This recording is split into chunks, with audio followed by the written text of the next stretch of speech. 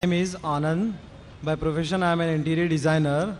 I want to ask, can a Muslim girl marry a non-Muslim boy? But there was the question that can a Muslim girl marry a non-Muslim boy?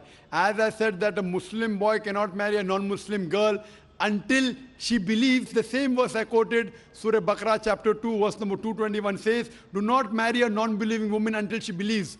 A believing woman who's a bondswoman is far superior to a non-believing woman even if she allows you.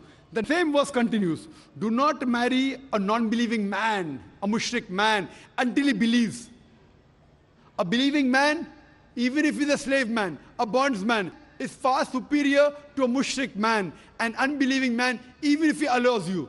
He may be the most handsome man in the world, he may be the wealthiest man in the world, but a believing man is far superior than an unbelieving man. So even the vice versa is the same, that a Muslim woman cannot marry a non-Muslim man until he believes. Once he accepts Islam, then very well she can marry him. The same example of a car, that all the four tires should be same, one of a bicycle and the other of a truck, it will not work.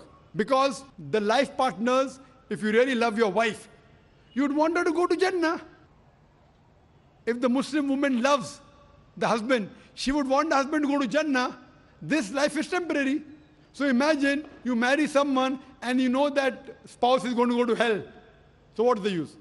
So first you get confirmation that he becomes a Muslim, he agrees there's one God, and the final messenger is Prophet Muhammad Sallallahu Alaihi Wasallam, then there are chances that both will have the best of this world and the hereafter. Hope that answers the question.